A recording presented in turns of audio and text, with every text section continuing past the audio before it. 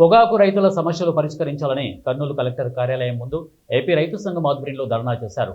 పొగాకు గత సంవత్సరం మంచి ధర ఉండడంతో రైతులు ఎక్కువగా పొగాకు సాగు చేశారని, పంట వచ్చిన తర్వాత కంపెనీలు రైతుల నుంచి పొగాకు కొనుగోలు చేయడం లేదని రైతులు వాపోతున్నారు.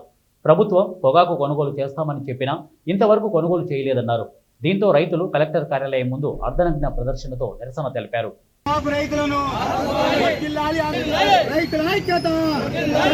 పొగాకు పంటను కొనుగోలు చేయాలి. ప్రభుత్వమే పంటను కొనుగోలు చేయాలి. ప్రభుత్వమే పొగాకు పంటను కొనుగోలు చేయాలి. ప్రభుత్వమే పంటను కొనుగోలు చేయాలి. కర్నూలు జిల్లాలో పొగాకు పంటను విస్తారంగా సాగు చేయడం అనేటువంటి జరిగింది. అయితే ఈ పంటను మొత్తంగా ఇప్పటి వరకు కూడా పూర్తిగా కొనుగోలు చేయడం లేదు.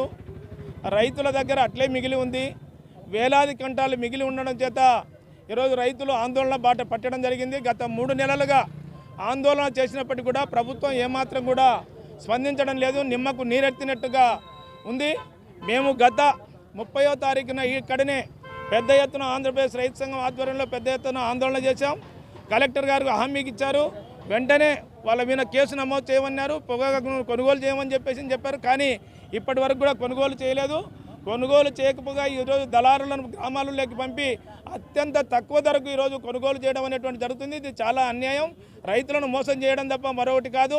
ఒక పక్కనేమో రైతు ప్రభుత్వం అని చెప్తున్నారు, మరొక పక్కనేమో ఈరోజు రైతులను దగా చేస్తున్నటువంటి పరిస్థితి ఉంది. ఈరోజు నారా చంద్రబాబు నాయుడు గారు కానీ అచ్చెన్నాయుడు గారు కానీ 273 కోట్లు విడుదల చేసినామని చెప్తున్నారు. చివరి ఆకు వరకు కొంటామని చెప్తున్నారు.